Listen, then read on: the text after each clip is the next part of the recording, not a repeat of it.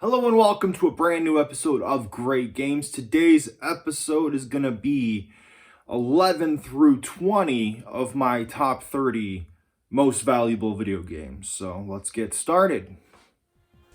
Dragon Ball fans have had some pretty decent games, but I believe that none are better than Dragon Ball Advanced Adventure. It's a side-scrolling beat-em-up that loosely retells the Dragon Ball storyline. The graphics are amazing and the music is pretty good as well. There are huge enemy sprites and a decent variety of moves. The boss battles are especially fun. This is a game that every Dragon Ball fan needs to play.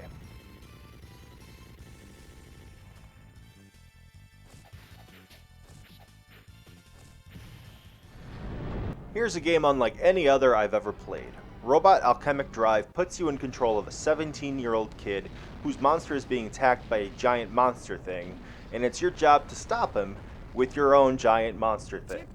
The twist is, you're actually not in the cockpit of the giant monster, you're on foot with a wireless PlayStation 2 controller.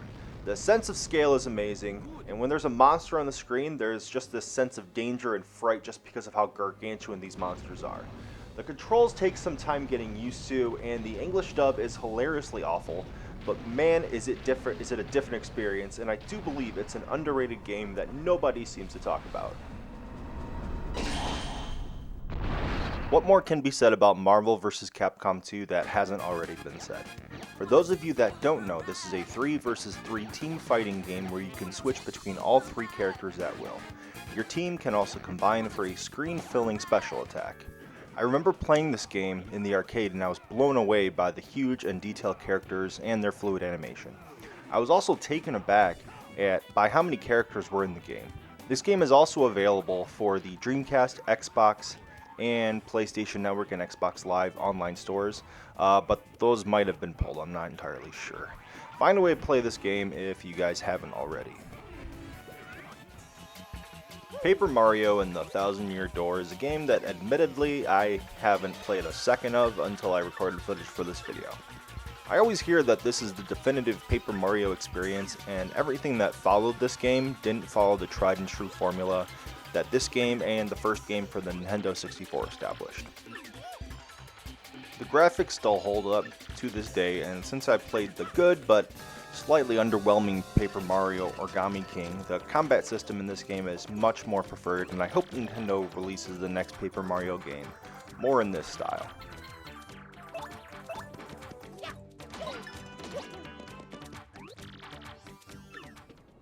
Gravity Rush Remastered is yet another game that I unfortunately haven't spent any time with until today.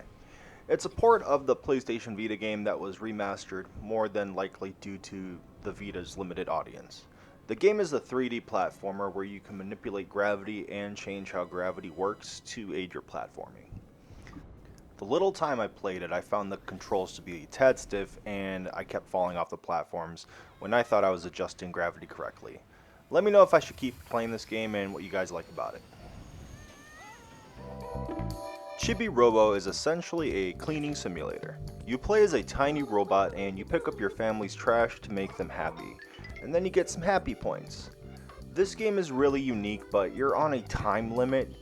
When you play, your character needs to occasionally plug himself into a wall outlet, so you have a limited amount of time to do various things. So I always kind of feel like I'm a little panicky, a little anxiety when I play this game, but it's still really good. You have various tools to help you on your way, like helicopter blades that act like a parachute, or a toothbrush to clean spots on the ground. Cleaning has never been this much fun.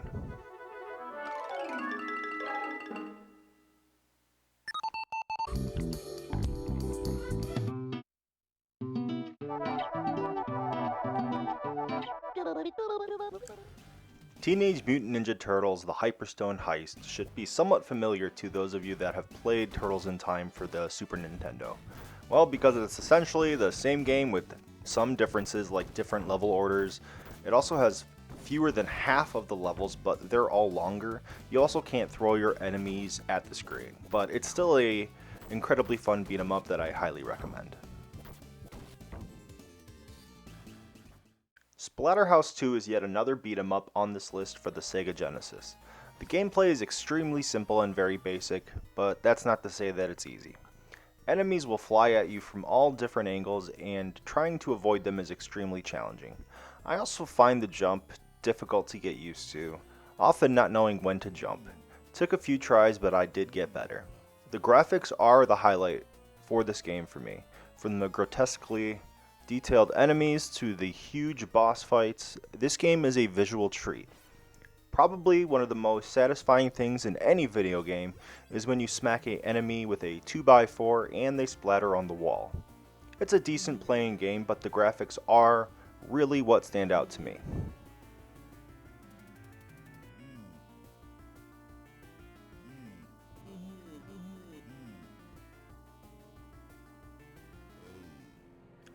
StarCraft 64 is something that probably shouldn't be able to work on the system, but yet it does. It barely does, but somehow, as weird as it sounds, it does work. It's fully functional.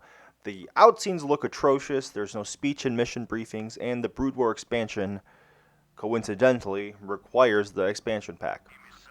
You control actions using the C buttons, and the analog stick works well enough as a mouse. It's not perfect, but it's a really cool novelty of a wonderful PC game.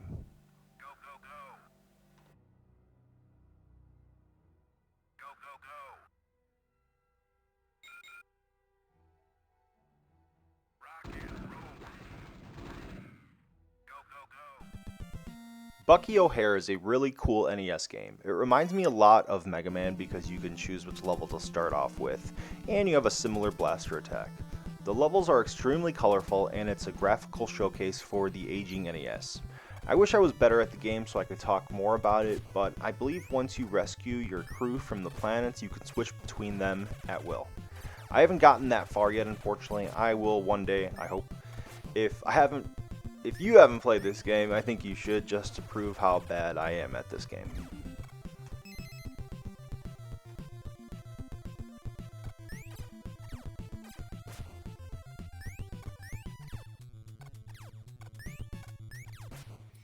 Thank you guys so much for watching today's video. If you guys like the video, like it. If you guys want to subscribe. It would be awesome if you do that.